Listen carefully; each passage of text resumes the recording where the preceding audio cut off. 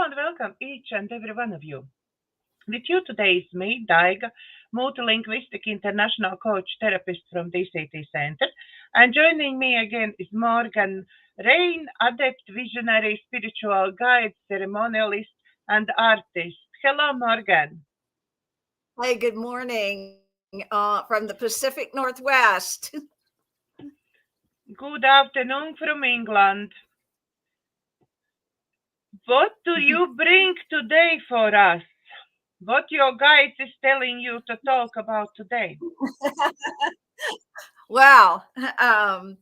It's been an interesting morning. I woke up. The very first thing I heard was that quote from Shakespeare, "To be or not to be." And I just kind of laid there with that. I go, well, that's interesting. Why would I get a message like that, especially from Shakespeare? But I decided to roll with it. Okay, to be or not to be. And then I did my usual, oh, I'm here and I'm here now with this message, to be or not to be. So what do I do with that? So I decided to go refresh my memory on that one stanza of to be or not to be. Now, there's something I've worked with in teaching, which is to look at how we as humans have forgotten how to be human beings. We've become human doings. And the reason why we got to that place is because we begin to equate our value and our worth with what we do and not with who we are. Does that make sense, Daiga? Yes, it very much makes sense. Because Yes. usually if you ask people who you are, they straight away will tell you who they are. Doctor, nurse, doesn't matter who, yeah, school teacher. Yep, they tell you what they do. Yeah. Yeah. You know, and so we equate our value, our worth with those things that we do. And of course, the more educated you are, the more valuable are. There's a whole consciousness of that, and that's really a tricky spot to be in. So I'll go back to be or not to be, because there's a fundamental line in that, and I think that's where Spirit was leading me this morning. And what it says is to be or not to be. That is the question. Whether 'tis nobler in the mind to suffer the slings and arrows of outrageous fortune, or to take arms against a sea of troubles, and by opposing in them. And I'm just going to take that little portion of that stanza, especially this part, whether 'tis nobler in the mind to suffer the slings and arrows of outrageous fortune. So it comes back to the mind, right? Like, it's almost as though in our doing world, suffering seems to be a part of that. And so in that aspect of looking at, is it nobler in the mind to suffer? And where it led me to, as I was pondering that, I was remembering Rumi. I don't know if you know who Rumi is. He's a 13th century mystic and poet. And Rumi talks about, he's got a poem that's called The Guest House. And this to be or not to be led me back to this poem that Rumi wrote, which is, this being human is a guest house. Every morning, a new arrival, a joy, a depression, a meanness, some momentary awareness comes as an unexpected visitor. Welcome and entertain them all, even if they are a crowd of sorrows who violently sweep your house empty of its furniture. Still treat each guest honorably. He may be clearing you out from some new delight, the dark thought, the shame, the malice. Meet them at the door laughing and invite them in, and be grateful for whoever comes, because each has been sent as a guide from beyond. Now, when we look at Rumi's poem about each morning is a guest house, when we meet our day, when we greet our day, when we come alive into our day, what is dominant in our thinking? What is the first thing that we start to think about? And when we're in our thinking stage, look at what's coming forward. You know, I worked with a client yesterday, and it's interesting because she was met with fear. And you know, when we're met with fear, the tendency is to do what? Push it down, not look at it, not embrace it, to try to get it away from us, right? There was no greeted at the door laughing. It was when we're in that place of fear or shame, or those lower density frequencies or feelings, we want to just push them away from our life. We want to push them out. We don't want to look at that, because we don't know what will happen. But the fear is that something bad's going to happen.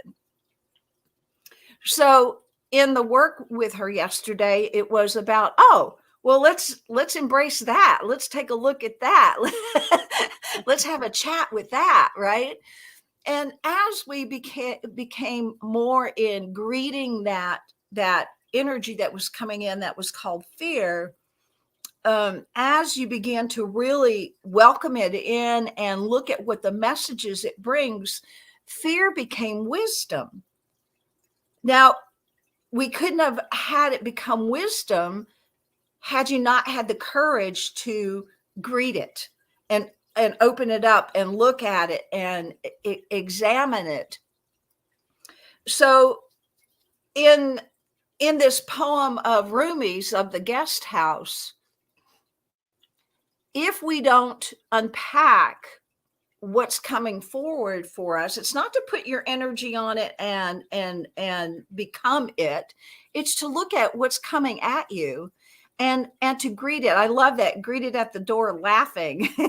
It's like, well, come on in. Let's take a look. What you got to say to me today, right? Because fear was a gift for this person. Fear was actually wisdom that had been pushed down, that had been not looked at, not honored, so it became fear. And if you look at each thing that comes at you and you look at it with that place of curiosity, you might discover that what you're calling something like fear really isn't that at all. Become acquainted with those things. So now going back to, I know this sounds convoluted this morning, but it all leads. Okay. I'm absolutely sure you will get to the point. Well, hopefully. Sometimes my days are like that. They're in a like a circular, like an awareness will come, and then I'm on an excursion or a trip with it. And that's the way it's been this morning, with waking up with to be or not to be. That is the question. Okay. So to be, what does that mean? When we're in our beingness, we're purely in that state of allowing. When we're in our doingness, we are not in a state of allowing. We're in a state of just motion and movement. It's kind of like what we talked about last time in that dream I had about the 3 levels. Mm-hmm. That bottom level where it's a lot of toiling and working and slaving and just in that motion of movement and doingness without thought or consciousness, down in those lower levels of fear and blame and shame and all of that stuff that's on the lower level. When we're in a state of doingness without consciousness, it becomes that lower level. And there's not much joy there. There's not much good there.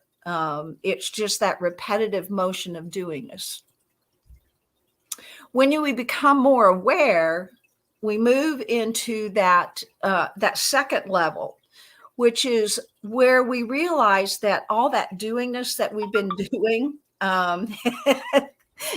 is taking away our opportunity to be present in the moment. And I talk a lot about coming present in the moment, because if we're not present in the moment, we're still attached to the past, or we're attached to the future.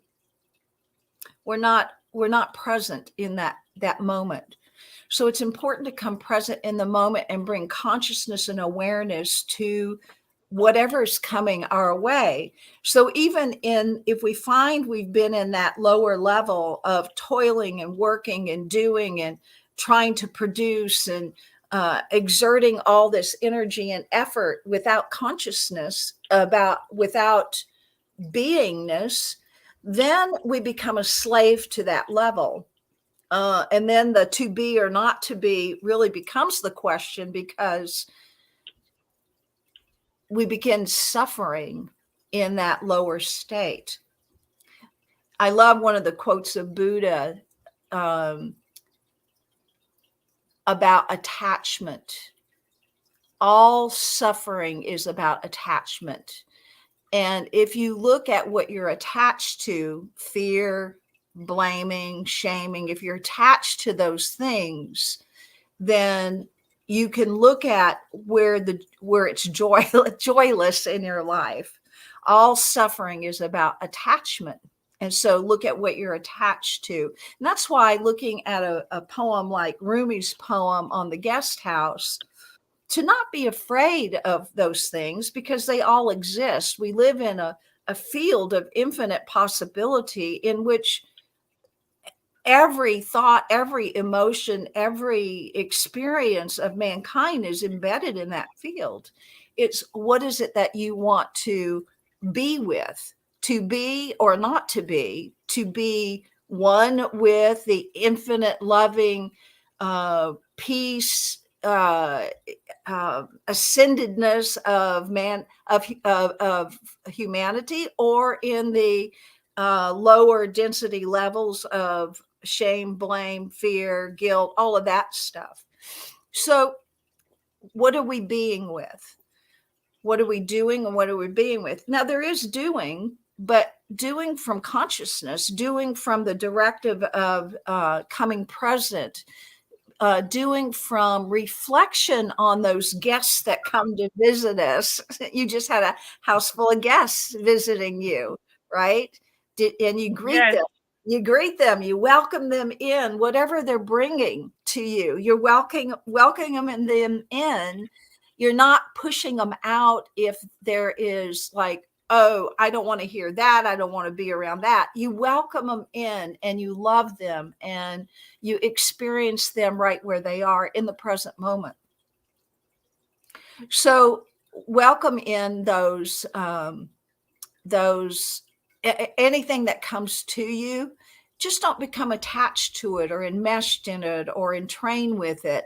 Use it as, oh, what is this really about? Oh, fear is here.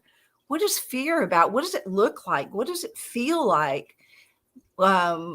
If you could assign a color to it, what would it be? What's the shape of it? When you examine it, does it change? How is your body temple? Really get into being present with what's coming toward you. And you might find that those things will transform into what they really are. So when we become afraid, if you think about when we become afraid, why are we afraid? Well, we may have some information. We may have reason to be afraid, but a lot of times we don't. A lot of times, just we've gotten so used to that frequency of fear. I think that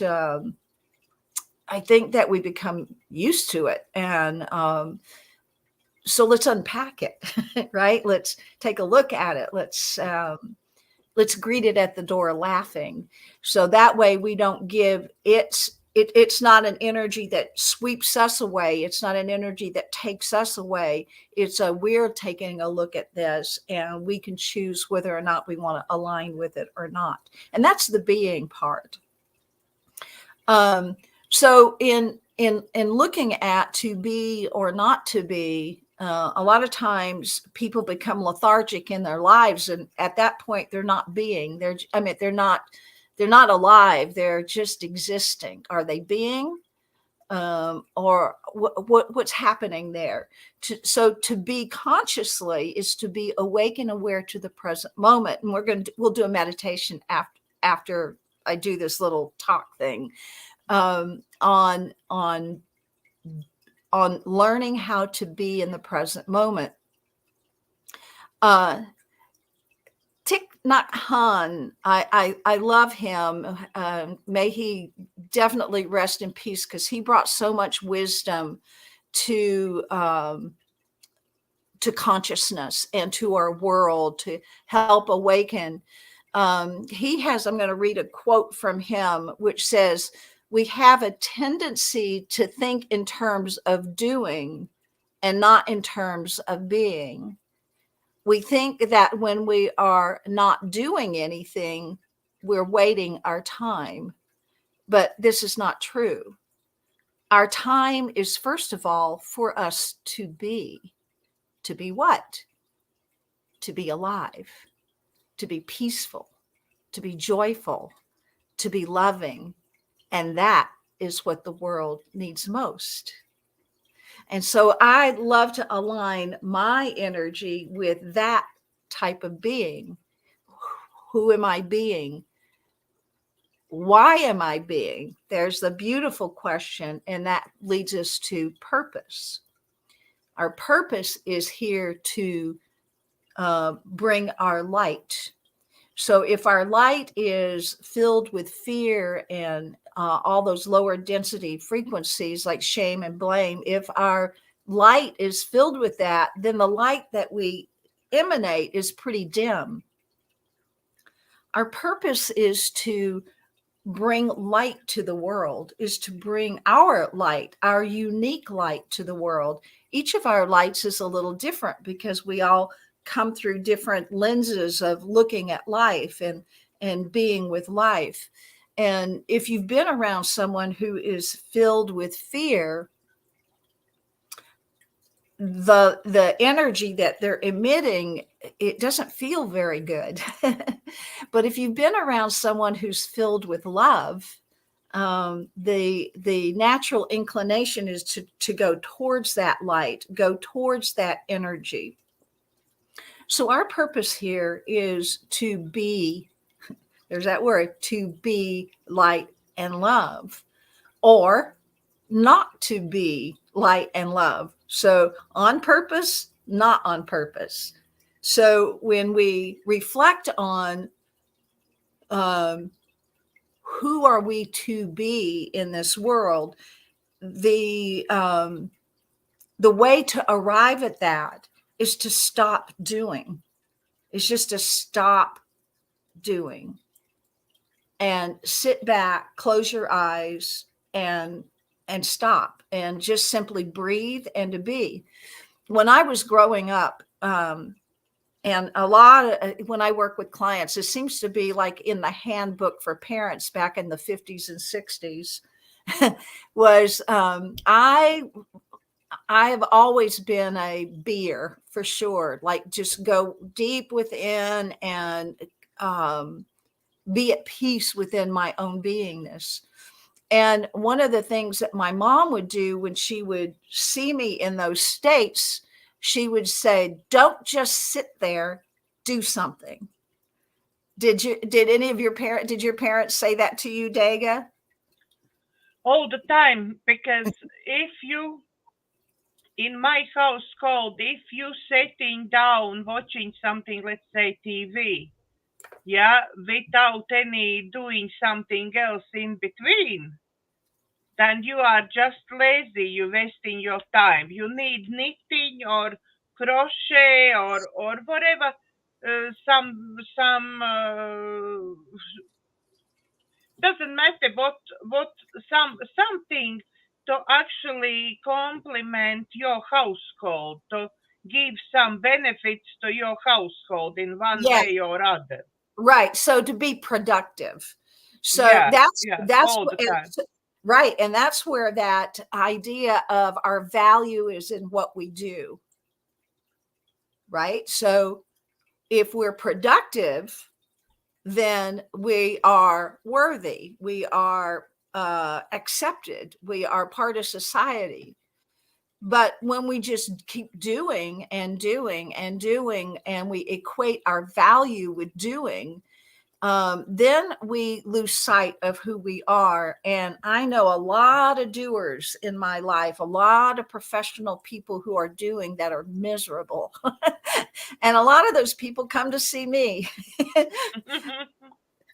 So, which I'm grateful for, because I can help them understand this powerful concept about beingness, about choosing to let it go. And then in the consciousness, in the taking time to be with, including the guests that show up, like, fear or joy, whatever's coming forward to you, really be present with it like a guest that's coming into your home, and question it, talk to it, find out where it came from. Like with your guests, what have they been doing? How's your family? Right. So you have conversations with it.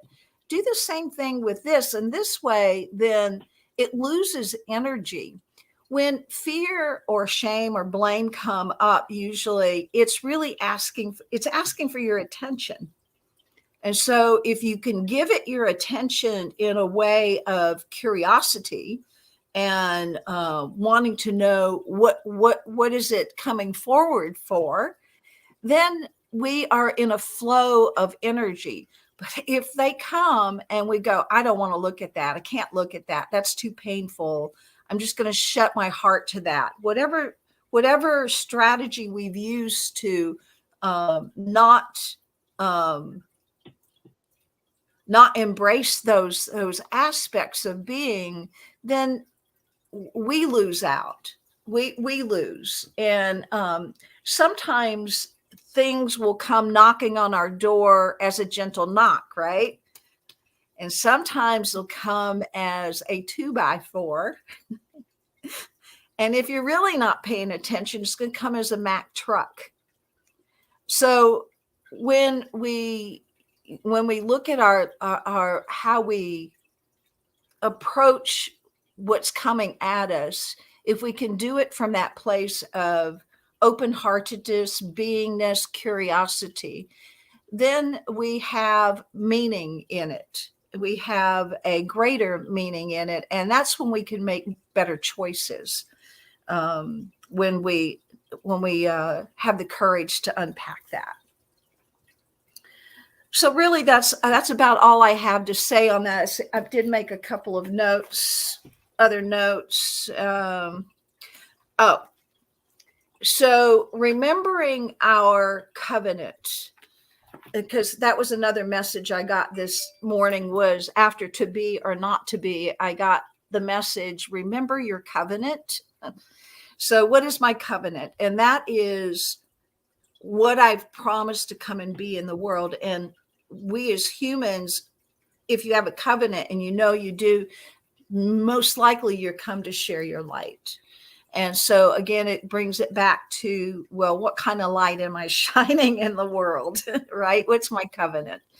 And so if you're in a place of suffering and doing without consciousness, then you're not fulfilling your covenant. You're not fulfilling your purpose. You're just part of the problem. So, do you have any questions about that, Daiga? Does it make sense to you? No, I think it was quite clear that we really need to be more concentrating on something what is in us, how we feel, like just analyze what we feel, how we feel, instead of just do things. And that's actually one of my failures as well. Most of the times I feel like if I don't do all the time something, then I'm lazy, because that's what I've been told from childhood. Exactly. That's what you've been told, and that's what you decided it would be best for you to believe, because then you get to fit into your family. Yeah. Is that correct? Yeah. So if we decide that, many of us have decided not to.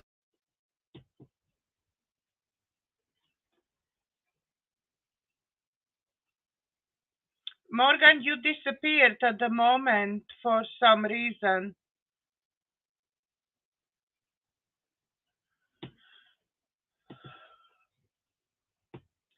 We lost Morgan for some reason. Hopefully she is back. She's back. You are back at the moment with different camera. Oh, interesting. I don't see any. If you see me, great. I don't see myself. I'm a blank screen, which I love. You are absolutely. I see you perfectly well now. Okay, beautiful. I see me too. All right. So I loved what you were just saying, right? About in your family, about you get labeled as lazy, right? You get labeled, and people get labeled all the time. And so let's talk about what that label. I'll use you as my guinea pig, Daiga. Thank you. When you look at that label, you're welcome. When you look at that label being called lazy, think about when you were a kid and how that made you feel. Half of my life, I think I feel I'm lazy. I'm lazy. I'm not worth it. I'm okay. You feel you're lazy. Not so good being enough. lazy is so lazy. That is not a feeling, though. How do you feel when you think about, oh, I'm lazy? How does that make you feel? Sad, upset. It's make me really upset, I think, because I feel not worthy. I'm not worthy of something. I'm not good enough. So all the time was this message, I'm not good enough. I need to be better. Somehow I have to try hard to be better. I have to do all the time something to be better, to get some sort of pricing for it. Yeah, what's the prize? I don't know. The prize. Tap on the shoulder. Some nice phrases. Oh, you been good, or you done well, or something like that. Yeah. So, can you see that maybe this directive that was given to you by your family of lazy or not lazy may be holding you back? Because if you think about, if you're driven by, and this is unconscious, it's not even a conscious thing. That's why it's good to unpack it. If you're driven by the underlying feelings of I can't be lazy, because if I'm lazy, I'm not worthy, right? And you move in your world like that, it colors how you do things. You're doing things to be worthy. You're not doing things out of a consciousness of love and joy and that. You're doing it out of fear that you're not going to be accepted. You're doing it out of fear of I am not worthy. So those ideas that are planted in us, that's what we want to unpack those things. I call it unpacking, just addressing it and bring. It's like Rumi says about the guest house: greet them at the door laughing. It's like, lazy, there you are again. Let's look at you, right? So I think for everyone who hears this, what I'd like to say is don't be afraid to look at those ideas, because especially that consciousness of lazy, that's been driven into so many people, right? You got to do, you got to produce, you got to do.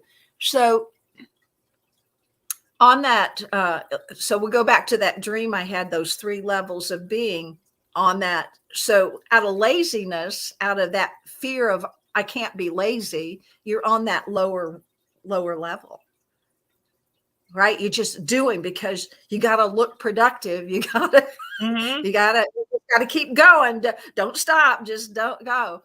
When you realize that that's not it, and it's not working for you anymore, and it's not fulfilling your purpose, you begin to look at how can I move myself out of this, so that takes taking a look at it. That takes greet them at the door laughing. That takes, that. And then you can, like on that second level where it's about affirmations and dream boards and listening to higher energy talks or praying or meditating, whatever that is, that's on that second level. It's to lift you up from that lower level. And and begin to contemplate, well, beingness, or my worth is because I am. Boy, what a different concept that is. My worth, my value is because I exist, because I just am. Right. And so at that point, on that second level, you're doing all you can to try to get to that place. On that third level is where you just lean into your I amness.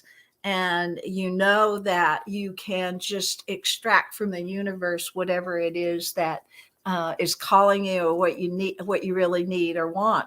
So it's this being human.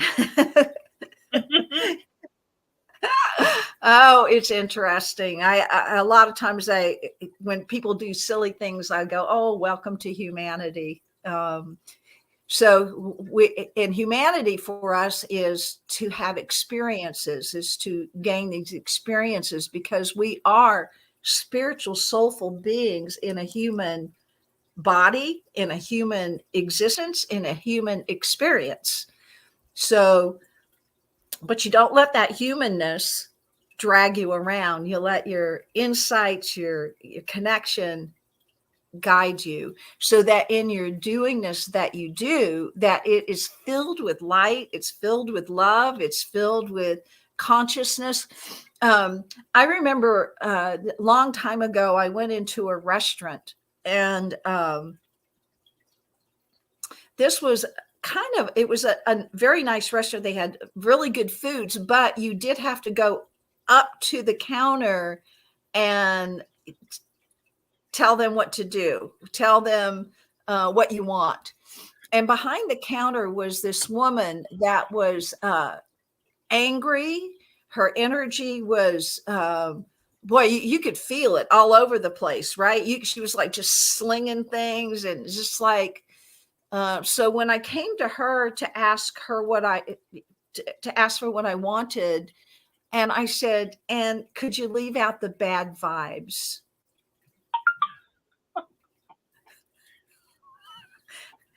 Because I can't keep my mouth shut. Could you leave out the bad vibes? It stopped her in her tracks. She got really mad, and she threw down what she was doing and she left. and someone else then came and took over. Because that energy that she was serving food with, that energy was angry. That energy was, so she was not bringing love and light to what she was doing. She was clearly caught in some suffering, and she was serving, and she was passing it on and serving it up, right? So to me, that is a powerful lesson in how am I. So this past week has been very busy for me. And one of the things that I got to do last Saturday is cook lunch for my community that did labor. They did like cutting limbs and chipping bark, just heavy labor out there. And I don't really do that anymore. But what I can do is nourish my community. And that's the way I say it. I'm going to nourish you. Now, I'm not going to feed you. I'm going to nourish you, right? So in that word nourish, it's, it brings it to a higher level of consciousness. So what I'm bringing to it is a great deal of love, a great deal of consciousness, a great deal of light. I'm going to infuse it with blessing and goodness and happiness. I put on good, beautiful music so that when they're eating, they're fed on all those levels. They're always fed. Now, they ask me all the time to do these lunches because it's not just I'm making sandwiches and soups and no, I'm nourishing. And so that it's a whole different concept, but that comes from consciousness. That comes from consciousness. No bad vibes in your food. So, that comes from beingness, not just simply doingness, because from the doingness, if I had been tired, I might just be throwing things together and would they get the food? Yes, but they would not get the nourishment. And that's a whole different experience. So, any questions? I'm feeling No, I don't think so. We have somebody who is watching us live. I don't know who it is. You can come and say hello. And maybe you have some questions. But if not, we can move on. I'll just wait a moment to see if they have questions. Doesn't look like at the moment. Okay.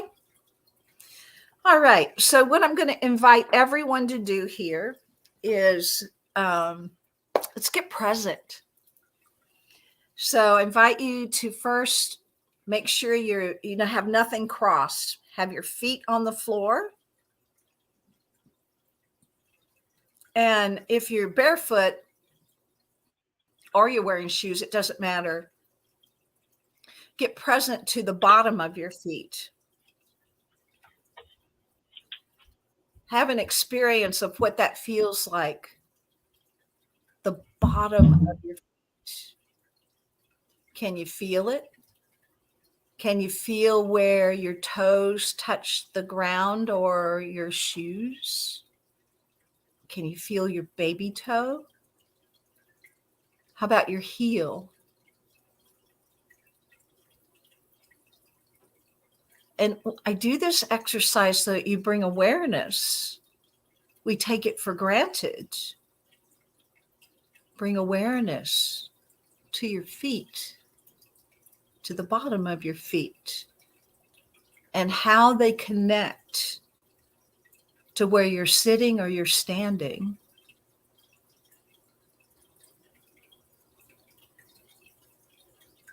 Be present. Take a breath in.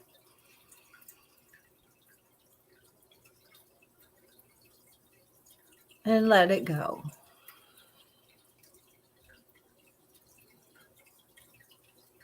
This time we're going to take a very conscious breath in, and we're going to be with the breath. So you begin to think about, before you take that breath in, what are you breathing in? It's so easy to just unconsciously breathe. It's always there for us. It's so automatic. But what are you breathing in? So in this air that is all around you, there's oxygen. But in my air, I can smell beautiful flowers. I know that there's light there. So all of that is present in the air where I'm breathing. So I'm going to get conscious to those. What's in my air? What am I breathing in? So on your breath in, consciously breathe those things in. Just slowly breathe it in.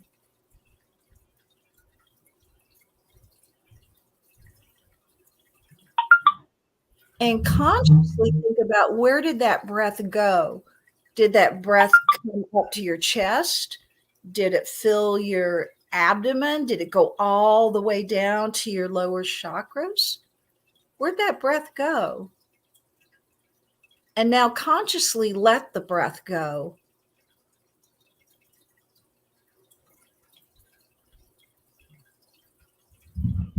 Emptying it totally and completely from your body. On the next breath, knowing what's in your air, fragrances, light, all those beautiful frequencies of life that's all around you. This time, when you take your breath in, watch that breath travel like a beam of light coming in. So it's on a breath, but it's on a beam of light. And this time, direct that all the way down to your feet. So take a breath in.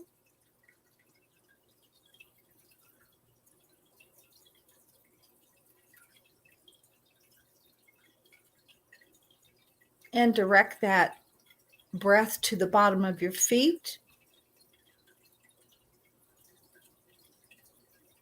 And let the breath go.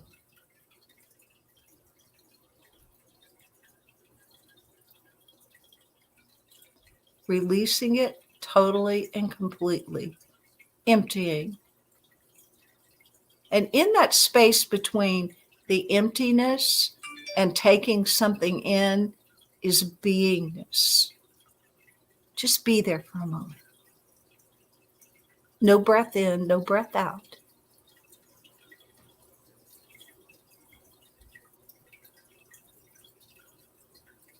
Now take a conscious breath in.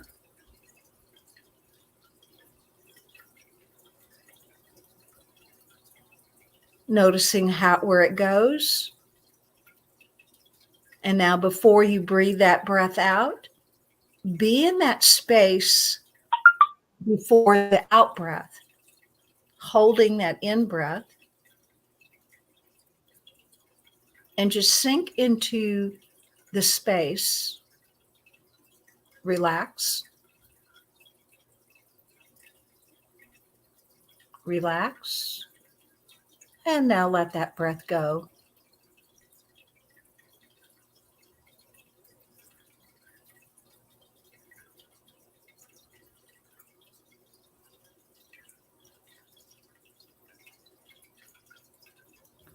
And on in between these breaths, this space, before you take another in breath, stay present to that space. Notice what comes up. Are you afraid? Take a breath in.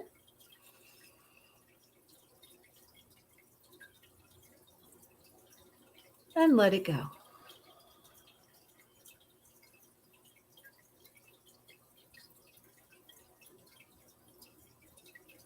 Take another breath in.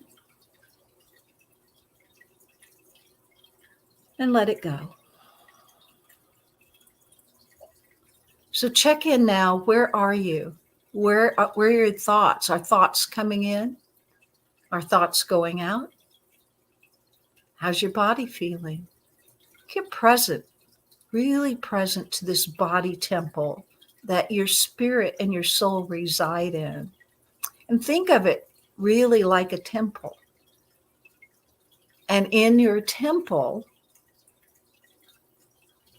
being in your temple, residing in your temple, just awaken to this physical body as a temple, a home, a guest house, where many things will come toward you and many things will come from you. And in this place of just beingness, you can decide how you choose to be. So this day, I choose, and I invite you to choose with me, to be unconditional love. So take a breath in and let it go. I choose to be unconditional love. Maybe you don't know what unconditional love is, but in the choosing, are you willing to know? Take a breath in. So we begin by unconditionally loving ourselves. Stopping and being is a way, is a pathway to unconditionally loving self. Take a breath in and let it go.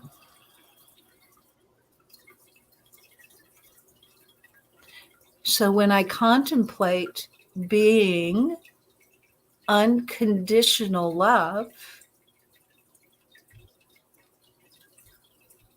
when you think about that, how does unconditional love look? How does unconditional love sound? How does unconditional love feel? Take a breath in.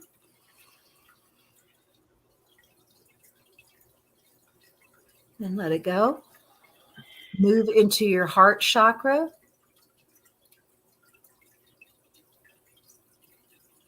And ask yourself the same questions.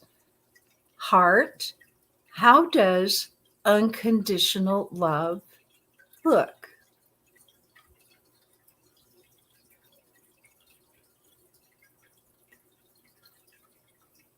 How does unconditional love feel?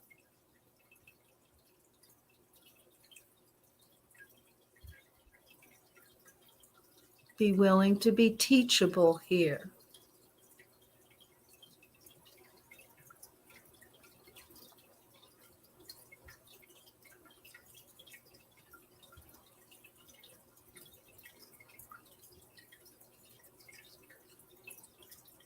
And we're just going to sit in that space for about a minute in quiet.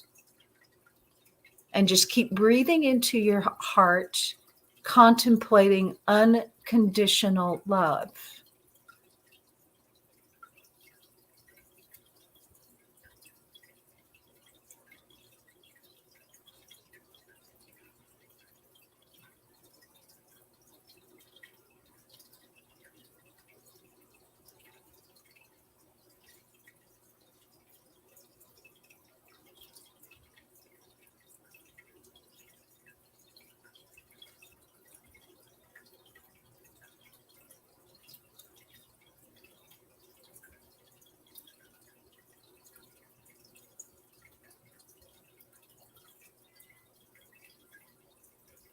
Continue to bring awareness to your heart, awareness to the concept of unconditional love, and ask yourself,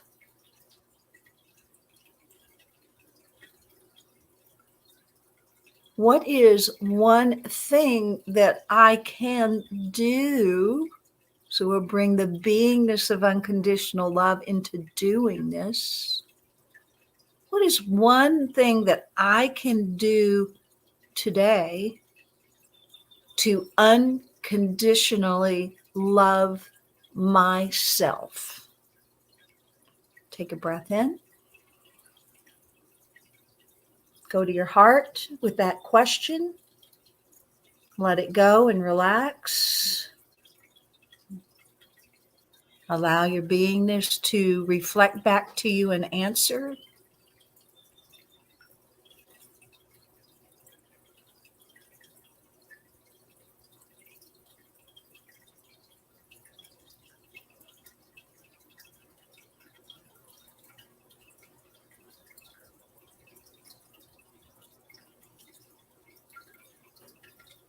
Take a breath in.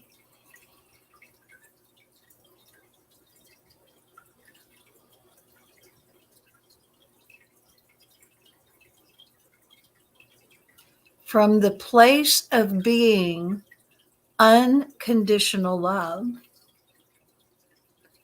what is one way I can engage in my world as unconditional love? Go back to your heart space with that question. Take a breath in.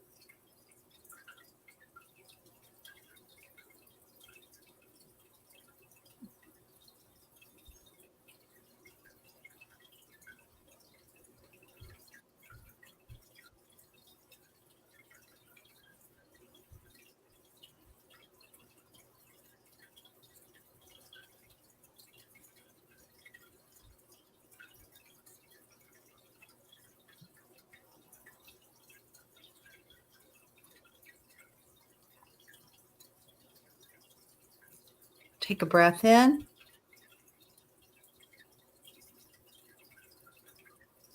Being present to love.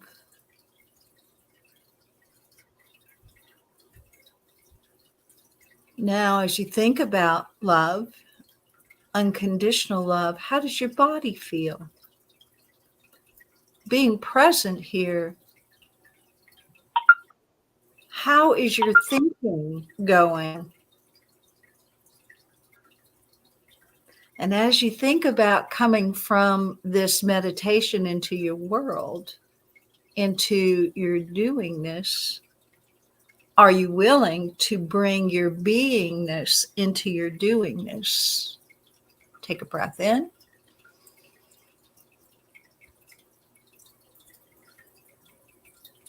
And let it go. To be or not to be, that is the question. To be awake and aware, to be conscious, to be love, or to be unconscious, led by random emotions, to be or not to be.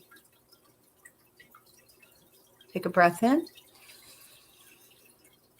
Ask yourself, what do I choose?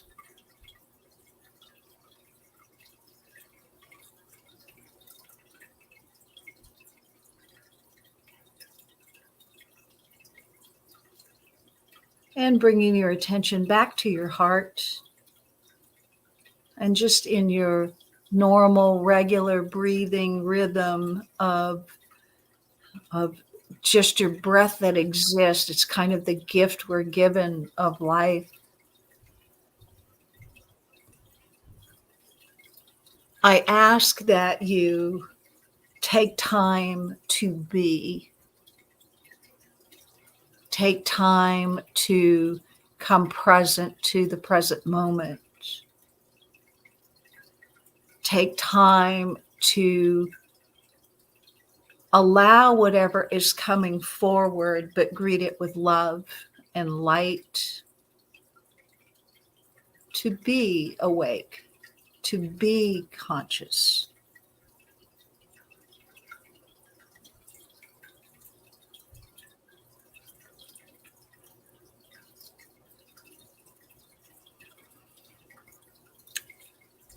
And so as we come out of this meditation, go back to the bottom of your feet.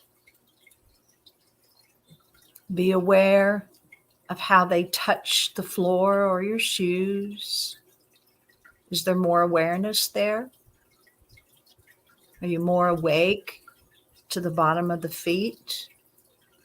Are you more awake to your physical body temple? Are you awake to unconditional love? Are you awake to the concept of beingness rather than doingness? And are you really awake to my worth? My value is because I am, just because I am.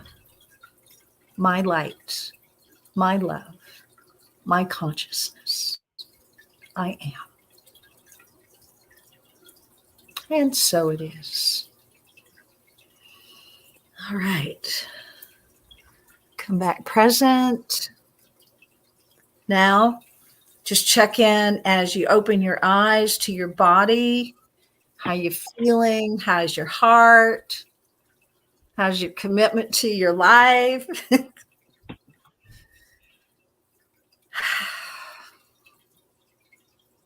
To be.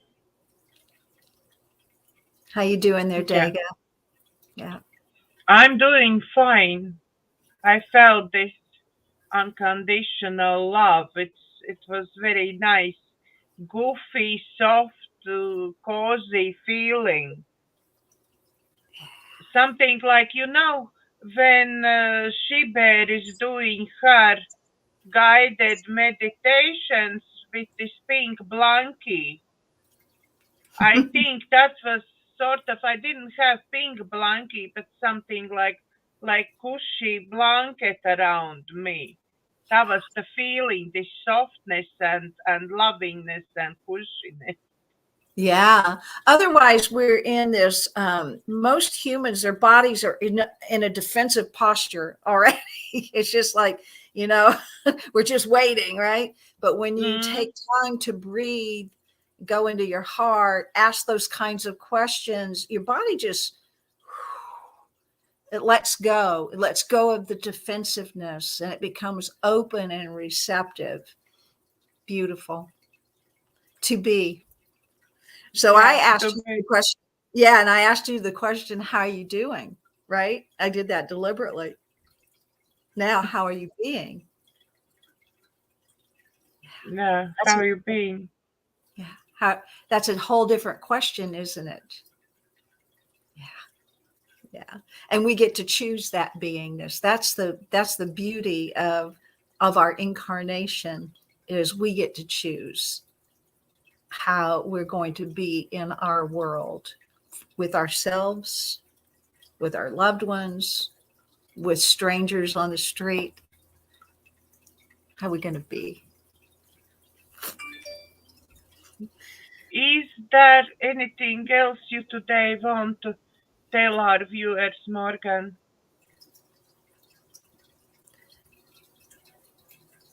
Yes. Don't just do something. Be. And on that note, thank you very much, Morganne, for joining me again. Thank you for constantly sharing your wisdom with us and giving us all those messages from Divine and from our hearts to yours. Thank you very much for watching, and God bless.